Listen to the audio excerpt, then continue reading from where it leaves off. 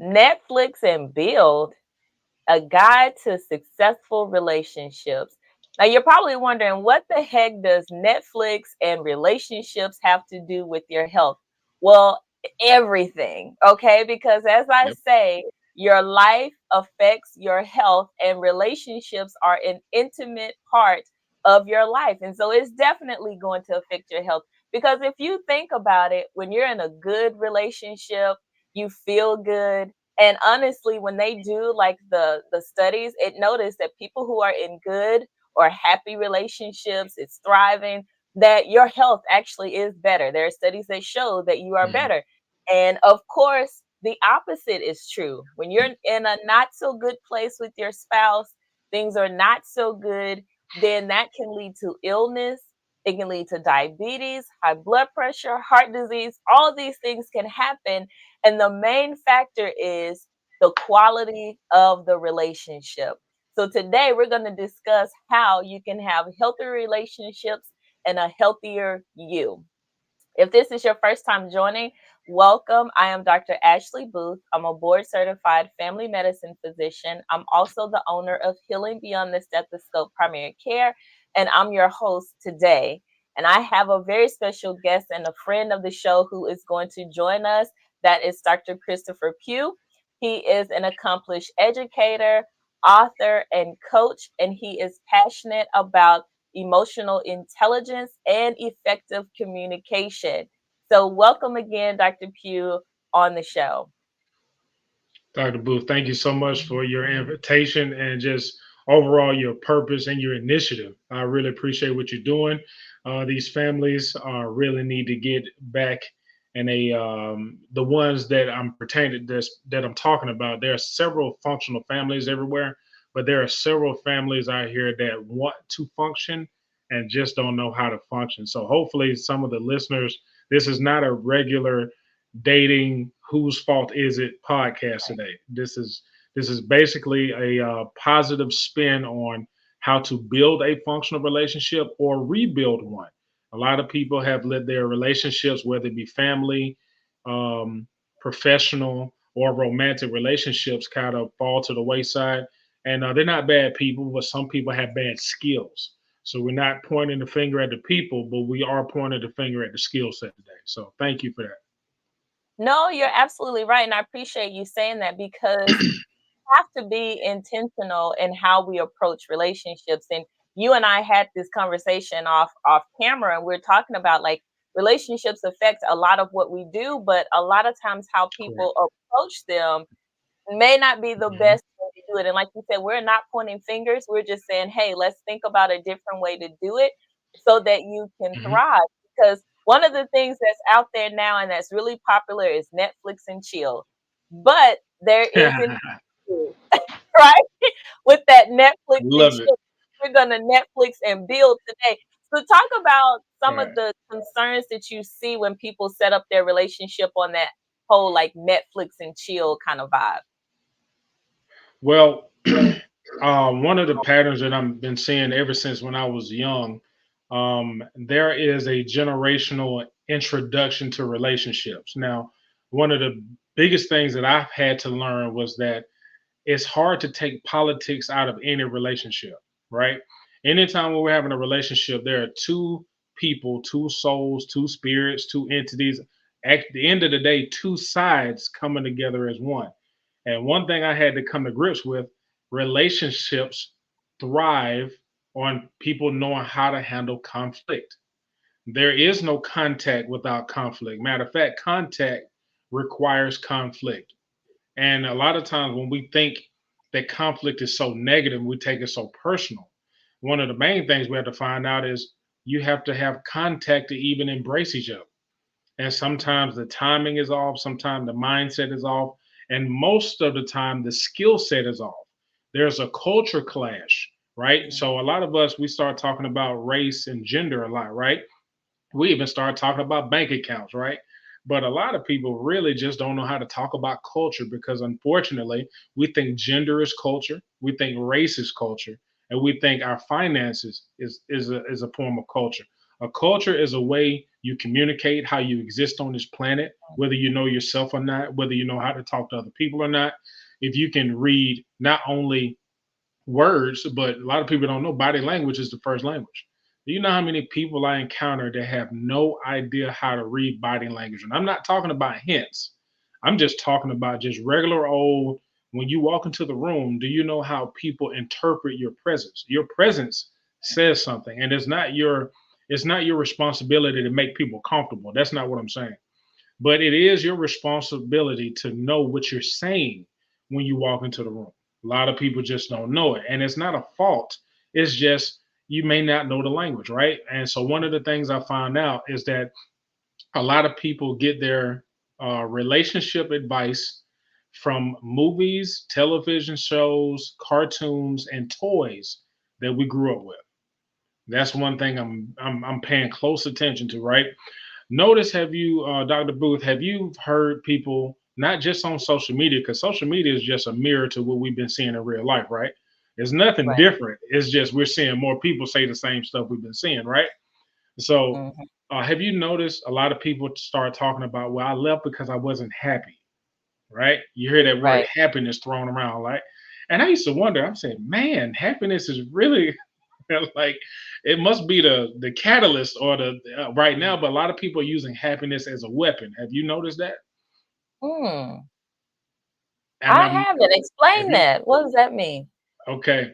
So what I have witnessed is that people will take a temporary emotion, which is happiness, right? They will take it and use it as a standard for lived experiences. So if they're not happy in the moment, they justify erratic or negative behavior because they don't have happiness in the last 5 minutes. Ah, So people are justifying horrendous behavior because they don't feel some type of stimulation or some type of rush or some type of gladness, right? And the reason why I brought up the word happiness, right, is because when I was growing up, I used to see the stories Snow White, Beauty and the mhm. Beast, Shrek, all of them. At the very end of the movie, what do they usually say? They live Happily happily ever ever after. after. Mhm. Okay, so, but unfortunately, when you give children that last sentence, but no one clarifies or give context to what that looks like, people draw conclusions. So you have a lot of adults running around planet Earth with a conclusion that they're supposed to be happy all the time. And if they're not, they're supposed to just jump out the movie.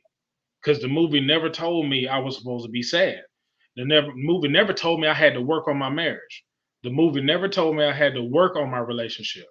The movie never told me what it looks like to have kids and still foster the relationship. The movie never told me how to handle in-laws and friends who get married and how to handle grief. You understand what I'm saying? So Right. you have a lot of adults who still going off childhood conclusions, and they're trying to merge the two worlds together. If that makes any sense, that's what Mhm. I am noticing that a lot. So when someone says, "Well, I left because I wasn't happy," I say, "Okay, what did you do to make yourself happy?" Well, no, I just didn't feel it. It was a vibe. This new word Mm. vibe now, right? Right. So the feelings, happiness, vibes, all these words are not related to the word work. WORK. Okay.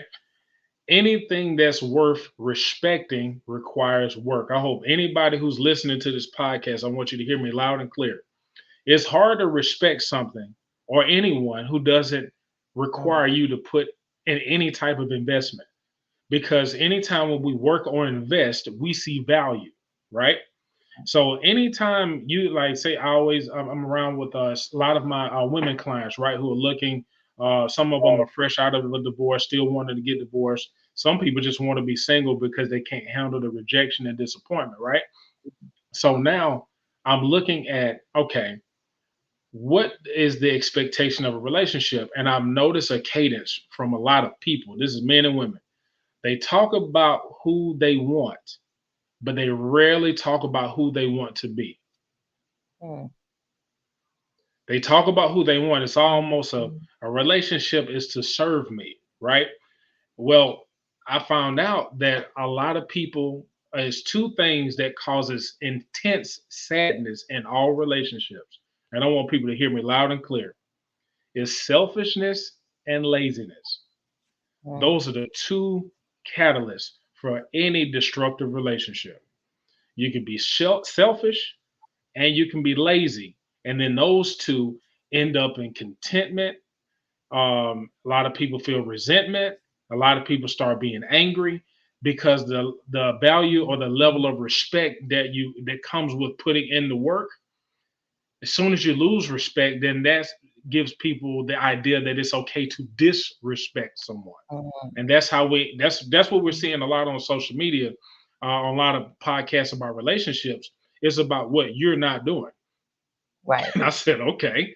Well, the reason why it looks like we're going to war is because a lot of people who are in thriving relationships, first of all, they're not on social media. Mm, Okay.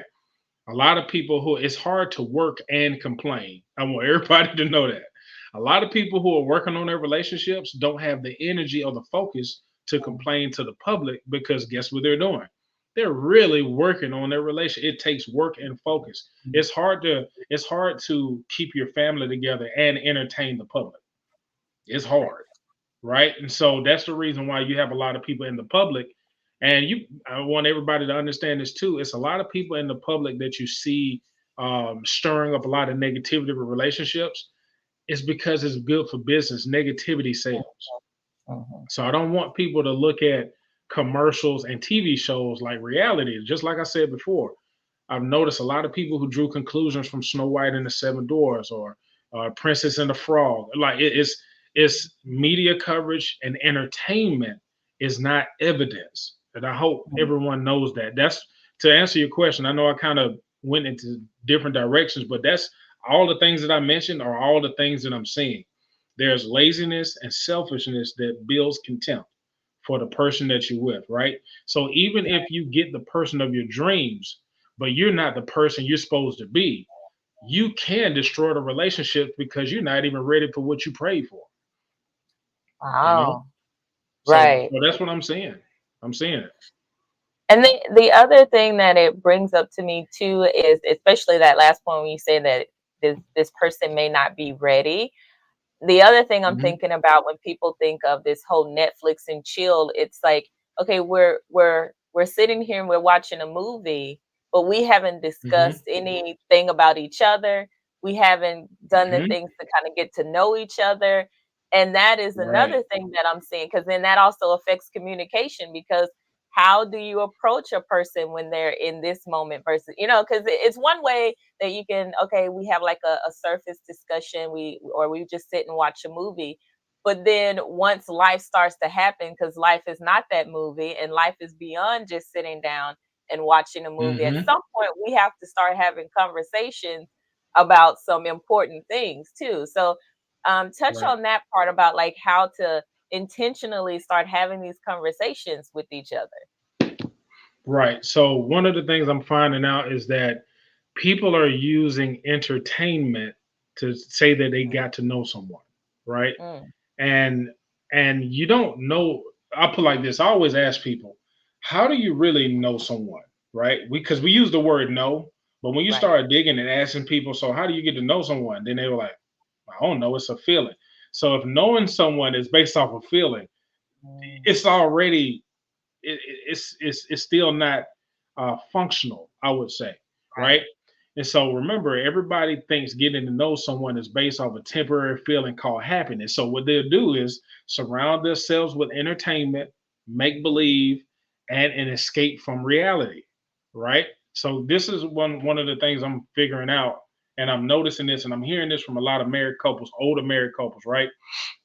Older married couples are letting us know that when we're recording, we didn't have a lot of real life situations that we had to work through. Only thing we did was go to dinner, went to movies, went to picnics. You saw how I entertained you. Did I open up your door? Did I get your drink? Like, you know what I mean? Just very Right. it's important, but it's also just the tip of the iceberg. Honestly, it's Mhm. really shallow when you start looking at the depths of real life experiences, right? So if relationships take work, I think the dating has to take work if you Mm. want a real way of getting to know the person. Because guess what happens? You don't know someone unless you're working right beside them. not when they're working for you, not when you're working for them. It's when both of y'all are doing the work. I'm talking about sweating, uncomfortable, sometimes angry, because a lot of people don't know you are marrying the person, you're marrying who they're going to be when they're upset. Mm-hmm. Okay. When things are, Right. when, like, if you need to know if a person can't handle disappointment or constructive criticism, or they can't handle the truth. Look how many people believe they can't even talk to their spouse because it's two ways, right? Some Mm-hmm. people don't think they can tell them the truth, and some people don't even know if they can tell the truth because they've been lying so long. So, and I'm really just seeing how people are ill advised and under equipped to communicate and literally work. It's almost like this: being in a direct relationship with someone is a very important job, right? So when we just use entertainment to give people the job, it's almost like you run your own business, right? Mm-hmm. When you run an interview, you still want to know their work because you ask for a resume. You may give them an internship to see how they work. What's the work ethic? I need to see if you can show up on time. I need to know how you treat other people because guess what? Customer service can really ruin a business, right? So Right. guess what? A lot of people are dealing with. You may like a person you're with, but the person you're with treats everyone else like crap. Mm. What is that going to really do for your relationship? Because if you marry somebody you like, but they don't know how to treat other people, what could Mm. end up happening to your marriage? It can make it fall, right? So right now we're going off stimulation and not skill set. That's the reason why it's Netflix and Bill. Right now we've been entertained enough, I would say, because if you really look at, and I'm not looking at social. I'm not. I look. I pay attention to social media, but I don't use social media as the standard of what I'm looking at. I want everybody to hear what I'm about to say. I consult and mentor children for a living. I give therapy to adults for a living. I do consultations at churches and other religious organizations because that's where most of my elders are, right? Right. The direct conversations I'm having with people in reality, not just what people post, a lot of people just do not have the skills, and it is embarrassing. That's Mm. the reason why a lot of people rather complain than contribute. Complaining is much easier than putting in work. That's the reason why everybody's doing it. I'd rather say what you're not doing than me just up and get up doing it. I'd rather complain that somebody didn't pick up a piece of trash than me saying, look, I respect myself enough to go and pick it up myself because I'm here. Does that make Right. sense? So Right. That makes a it's, lot of it's, it's yeah, so it's when it comes down to who's negative and who's doing abuse, who that finger pointing, that's even entertainment. And I want people to hear me loud and clear. What you're seeing on social media about the finger pointing between men and women right now, it's entertainment. And if you're not careful, you're going to find yourself drawing conclusions just like you did when you saw Beauty and the Beast. sense. It's going to be the same conclusion. And we've already wasted 40 years from Disney. You don't want to waste the next 40 from social media. Right. That's good, and I appreciate you bringing up the fact of how it affects the families, because I was going to ask you about that, and especially with the children. And I don't think people Hmm.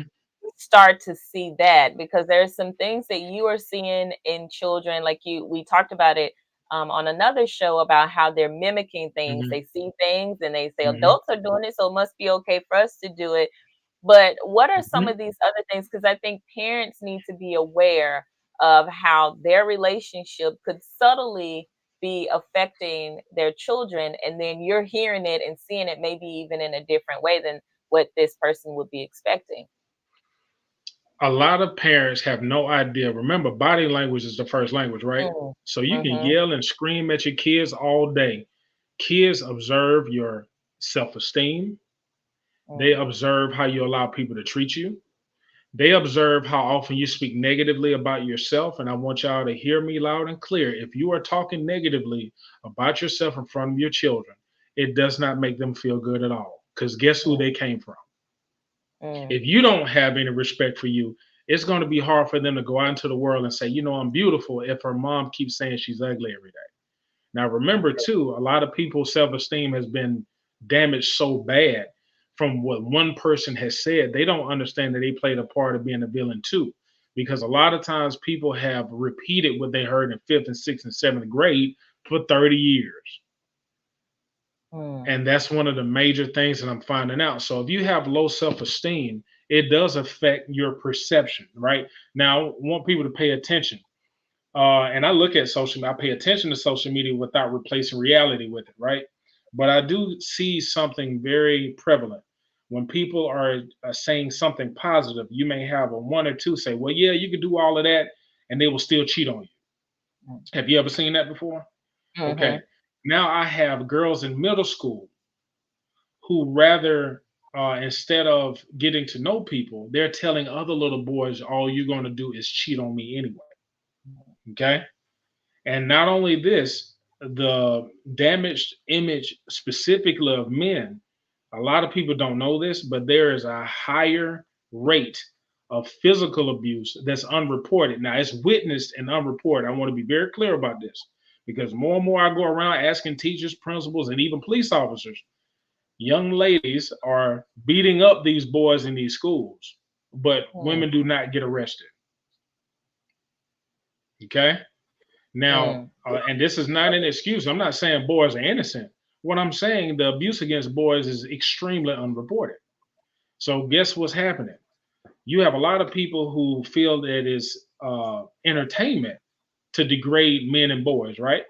So now you Right. have that in your mind, and I'm gonna be totally transparent here. And this is not a right or wrong. This is a cause and effect. That is the reason why when we are fighting amongst each other, and a lot of parents are wondering, well, I understand that kids may be of a different orientation, but now you got kids just experimenting. It's not what they're into. I said, well, if they have a complete negative image of the opposite sex, some of them Mm. are just based off cause and effect. I'm not even talking about orientation. We have Right. to be honest about this, right? Because some people will change it into, are you saying that kids are not that? I don't know everybody, so I can't tell you what I haven't met. I can guarantee I will tell you what I have witnessed. The young girls are saying, I don't want to be with a boy because they cheat, so I will date a girl. I have little boys tell, I don't mess with these girls because they don't like us, so that's the reason why I'm going. And I'm sitting up here like, all right, is that an attraction or a detraction? What is it? Because if it's an Mm. attraction, that's an attraction. But I'm telling Right. you about the cause and effect of what these kids are seeing. Remember, I know a Mm. lot of people say how you feel. But when I tell you this, everything has a consequence, y'all. Everything. So no matter, yeah, you can say how you feel and you can have freedom of speech, but you don't have freedom to choose which consequence that comes with it. Consequences never have asked us for our vote before, and it Right. never will, right? So, what I have been seeing is we have a lot of confusion that's affecting our families. Mm. We have communication issues that has spilled over into the gender issue. Like we were talking a couple of weeks ago, someone said, well, a woman is being masculine. I said, no, she's not being masculine. She's being rude. Mm. You see, you remember the sugar spice and everything nice conversation we had Mhm. before? Right. So a lot of people think that anything that someone does, if she's sugar spice and everything nice, it justifies behavior, and we have to stop doing it. We have a lot of women, period, and I'm not scared to say this because we see it. We have a lot of women who think they can do no wrong, and when they're destroying the family, people think they can't say nothing to her. Mm. Okay, now the father can get the police called on him immediately for emotional abuse, and I'm not blaming her. I'm just telling you what's going on in these families, right? The father is probably even not there, have been removed from the home, or anytime he has to have scheduled visits and supervised visits by someone else of the family. But verbal and emotional abuse is going on rampant in our families, right? So, what I'm Mm. asking everyone to do, even if I'm saying that women are doing it, it's being done by everybody. The reason why I'm bringing it up is because we believe that some emotional abuse, just because it comes from someone we've been told can't be wrong, we're allowing it to happen. And there's too many young kids who want to commit suicide based off emotional abuse and neglect alone. And so when I see social media, and it's fun to go back and forth, and you can't be wrong, and me ain't gonna cheat anyway. It's cool for entertainment, but when you're at 2 o'clock in the morning, trying to talk a third grader, when your parent called me, hey, the police is on the way, can you say something to him? Because yes, I said something to him that kind of triggered him. I'm mad at his father, and that's the reason why I kind of tear him down. Right now, I got parents that's bringing me their children, and I won't see their children until their parent goes through 6 weeks of therapy. Mm. And you can't bring me your child until you're honest with the child of why you're bringing them to therapy. You can't just drop them off after you damaged them. This ain't the Goodwill Restore. This ain't Habitat for Humanity Restore. This is not the Goodwill Donation Center. No, when you drop them off, you have to be accountable why you brought them here. Mm. So that's what I'm seeing. The entertainment piece of it is very, very awkward. Is giving us a skewed way of looking at life. And like I said before, this is not all doom and gloom. There are several. Matter of Right. fact, I would like to go ahead and be on record of saying this. I believe there are much more um, functional relationships than there are dysfunctional, Mm. right? Because we don't Yeah. see everybody. It's a lot Right. of people who are just. I'll put like this: people who are functional and people who have things that work. They're and thing. Watch this: people who have relationships of value are private. Mm. That's what I want everybody to hear me. People who have relationships that have value are private. So Mm. when we are trying to measure relationships based off of what people show us, trust me, when people value something, they're not going to show the world like that. They're not even going to tell you what they're doing. Right now, people are going to rebut just us having this conversation because they think it's another relationship podcast because there's so much negativity going on with it. No, I put like I'll say this last sentence. I'll send it back to you. People have always told us it's not what you know, but what Oh yeah, it's like we know. Mm-hmm. who you know. How many people date and marry people they don't really know because all they know is how they act when they're entertained. Mm-hmm. We don't know each other well enough to have expectations.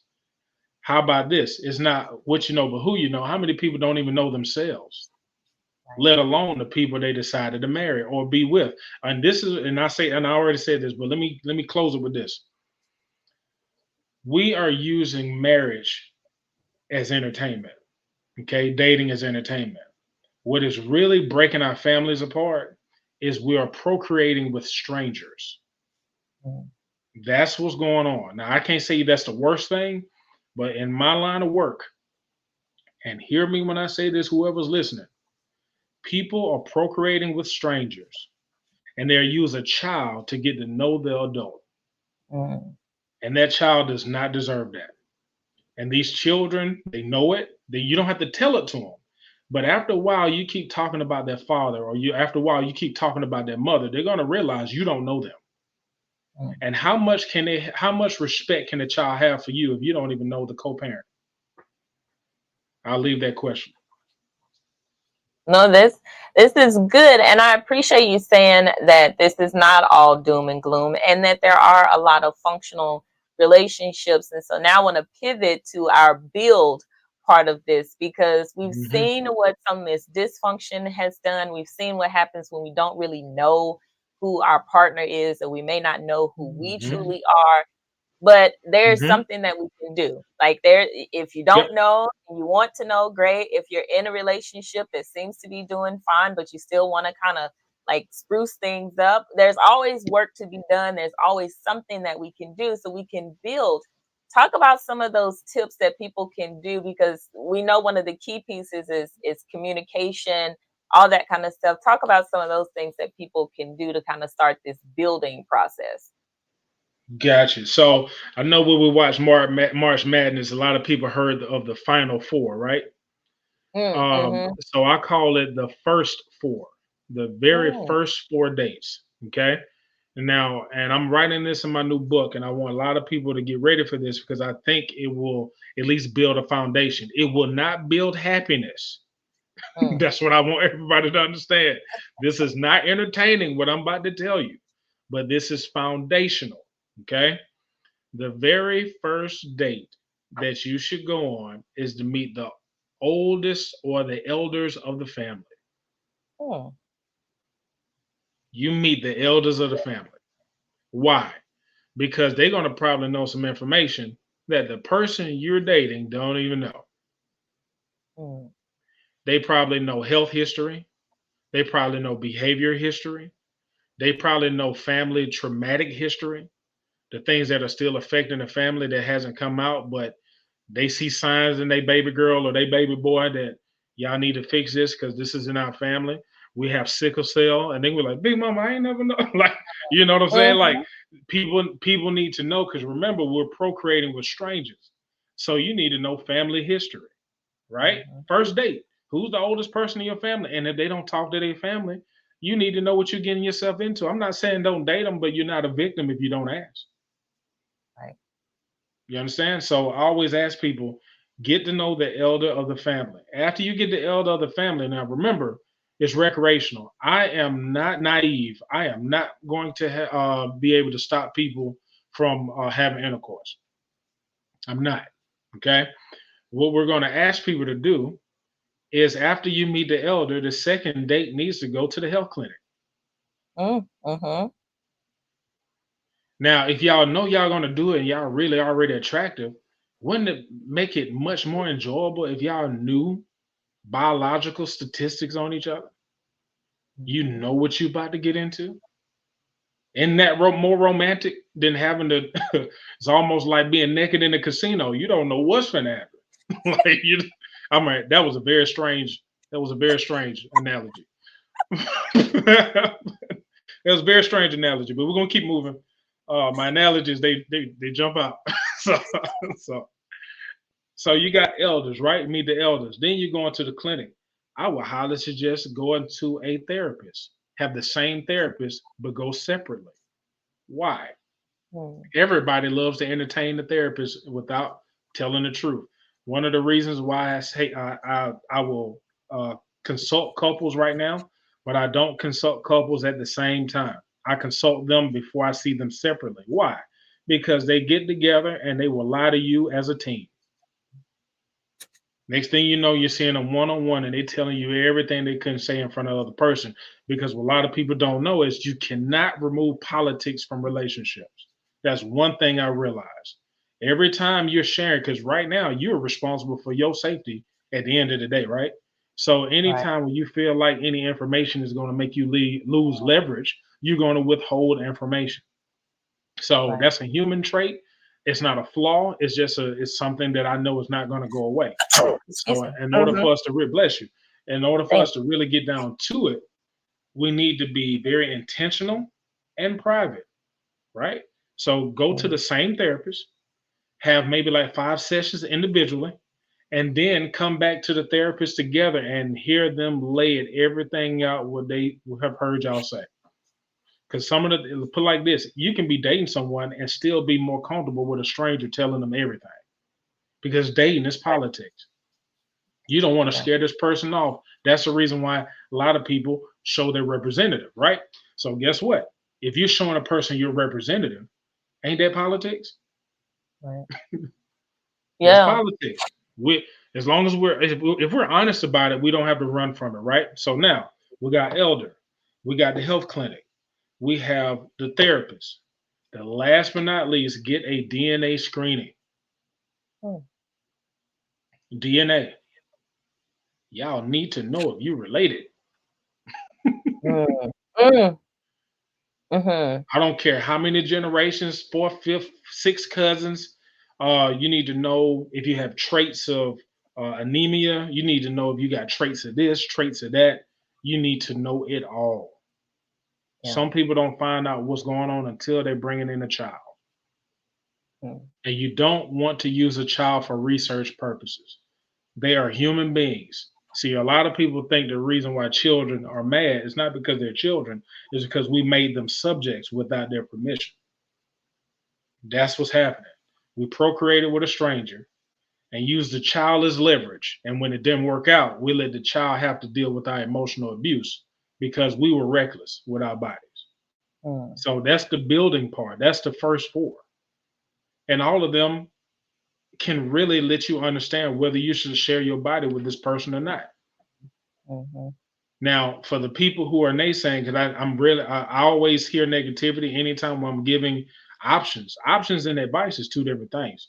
You're going to do with your life whatever you want. Nobody can stop you. However, based on what I'm seeing with these children, this is something we need to be. This is where we need to be at, right? First thing a Mhm. lot of people love to say, would you do did you do all of these? It doesn't even matter. That's the wrong question. Not did I do them, am I telling the truth? That's the question.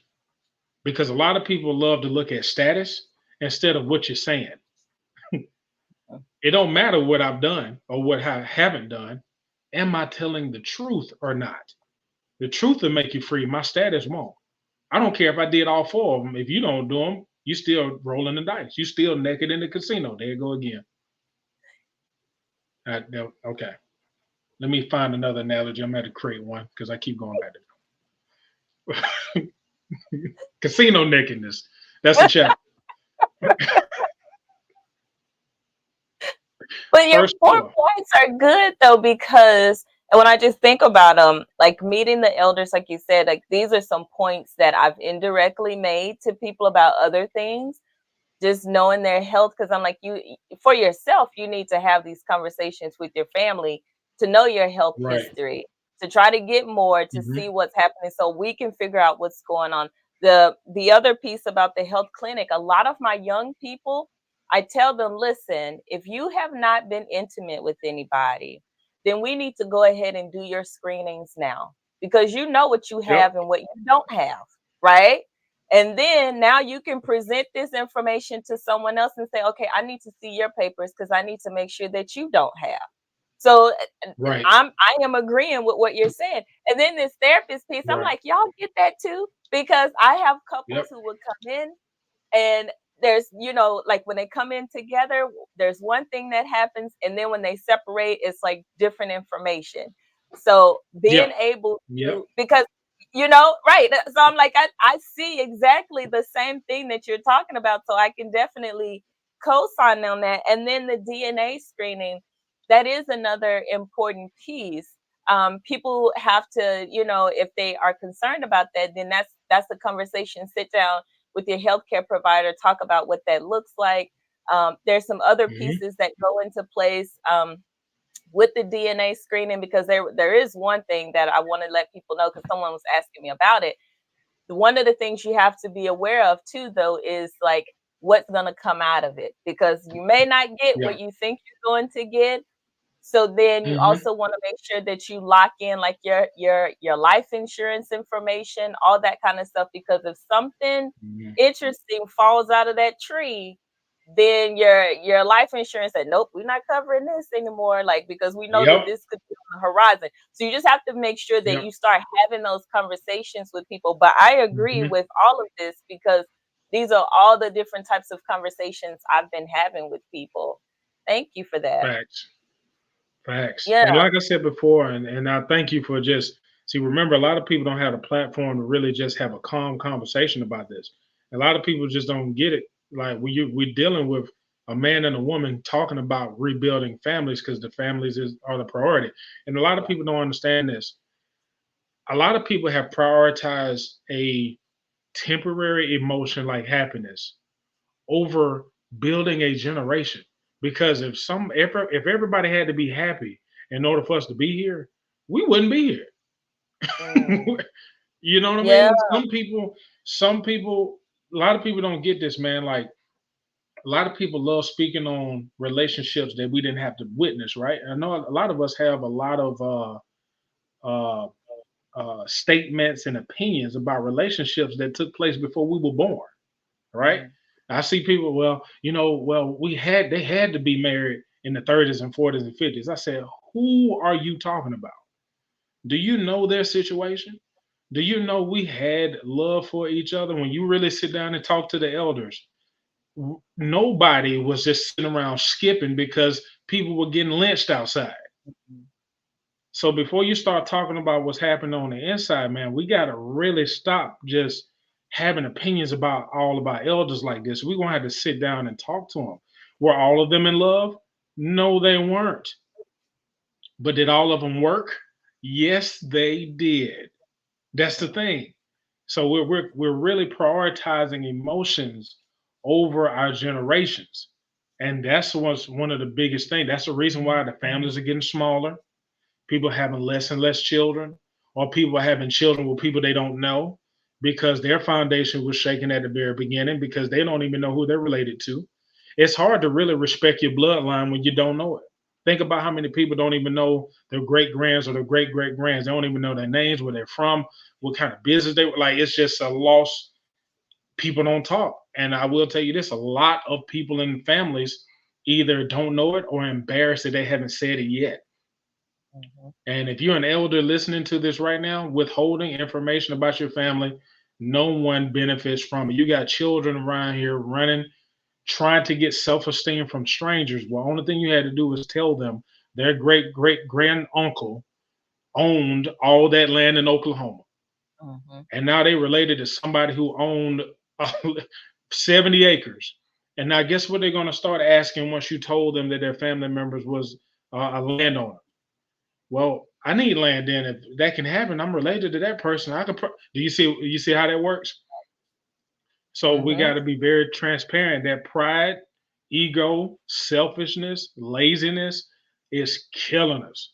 It's really, Mhm. it's really killing us. And this is not a race thing, y'all. These are, it's a character and skill set flaw. You understand? This is skill sets I'm talking about. I'm not talking about race. I've been around so many different ethnicities, national, whatever you want to call them. Problems are problems. Problems were here before race was. I hope everybody know that. Evil and good was here before race existed, right? So we're Right. dealing with real elements of humanity here, not just politics. We can hide behind our race if we want to. People can hide behind their race if they want to. You can hide behind your gender if you want to. It ain't gonna save you because that skill set is gonna expose you. It really will. So if you don't work, if you don't invest, you won't have any respect. And if you don't have respect, it's going to be easier for you to disrespect other people. When you disrespect other people, you're going to bring warfare on your family. Mhm. See, a lot of people don't get this. Your lack of communication skills can make you a trespasser. That's the reason why I even go to the Lord's Prayer. He already knew we were going to offend each other.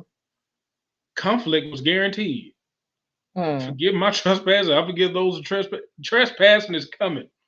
So I think right now we need trespass practice. Like what to do when we get mad. A lot of people don't know. They just blow up, get space, cut people off. Because you ever seen people celebrating cutting people off? I've watched that so much. Yeah, I've cut so many people out of my life, and I was just like, yeah, sometimes you cut yourself off because you were the problem, but go off. Like whatever you need to do to make yourself feel better about this. What they're saying is I'm isolating because I may not have really good communication skills. Mm. I done ticked off so many people. Then if I've told I can never be wrong, now I can mistreat them because I know ain't nothing wrong with me. See, you see how that works. Yeah. So this pride issue is killing us. And I will tell you this: people abuse power over people who are powerless. The most vulnerable group of people on the planet are children. I don't care about race and gender. Trust me, I'm aware of it, but I don't prioritize it. You send me a child, I see a person who did not pick their parents. They don't pick the house they live in. They don't pick their food. They didn't pick their language. They are responding to the world that somebody brought them in. So as soon as we having these adult tug of wars, trust me, children are sitting there, they're just wishing somebody just tell them the truth for once, so they can have a shot at having a functional childhood. Yeah. Oh, thank you so much. Like these, all these gems, like I'm picking them up because I'm like, oh, this is really good. These are all the pieces, the 4 tips that you gave and steps and stuff like that. I appreciate Mhm. it. Let them know because I see the Thrival Kit behind you. For those who don't know, Yeah. let them know about the book and kind of where they can find you. Thank you so much. So Thrival Kit, the best teacher is always the best student, is on Amazon, Books a Million, all where major books are sold online. It has an ebook version as well. Thrival Kit, the best teacher is always the best student, is basically a proactive outlook on life. Instead of waiting for things to happen, it's more about preparation instead of having a pep talk. It's not motivational. It's preparational, if that's even a word, right? So it's giving you a skill set. It's giving you a tool set. It's a kit. It really it is. It lets you know, hey, this is something that's coming your way. This is how to be ready for it. You can't run from it. People don't have to like you, but you do have to put in the work regardless of outside feelings. That's what the book is based off on. You can go to manhoodmindset.com to shop on there to look for the book as well. You can go, like I said before, you can Google or Amazon, but my website is manhoodmindset.com. What is manhood mindset? Well, it was a response to what people told me that they were looking for. They were looking for people who had enough courage and competency to communicate effectively. And a lot of people say, hey, we need real men. We need this. We need more men in the families. We need more men in the schools. That's why I named it that, because a lot of people ask for it. There's a reason why men are not in homes or in schools. And it's not just all men's fault. We have to look at history. We have to look at what has happened. We need to look at the anti-miscegenation law as a reason why you don't have a lot of male teachers, because that gender dynamic is what's fueling our education system. And it's not people's fault because we didn't write the law, but we are responding to a law that has been written ever since the 1700s. Does that make any sense? So Mhm. we have to be man enough to say what it is. Instead of pointing the finger at the people, we will point the finger at the problem. And that's why I deal with those problems. They can reach me on Instagram, Manhood Mindset, Twitter, same handle. I'm on LinkedIn under Dr. Marion Christopher Pugh. LinkedIn is something I'm really going to have to start utilizing more, because LinkedIn is where most of the business aspect and a lot of people who are really wanting people to come and talk with their audience. Like right now, I'm getting invited more and more by churches now. I did not plan that, but I'm preparing for it now. I didn't plan it, but I'm finding out how many churches have elders in it, and a lot of people don't know how to talk to elders, and a lot of elders don't know how to talk to other people, and that's the reason why it's a skill set. It's a skill set gap in a lot of places, and unfortunately for me, I was raised around a lot of elders, and I don't know everything, but I do know how to listen. But I do know how to teach elders how to listen to children, what a lot of elders have never been taught how to do. Right? It takes a specific skill set to do that. So, thank you so much for asking me how people can get in contact with me. I Mhm. ask people to look me up on Google, my Google profile. One of the main things I want people to do is look at the reviews on Manhood Mindset as a Google profile.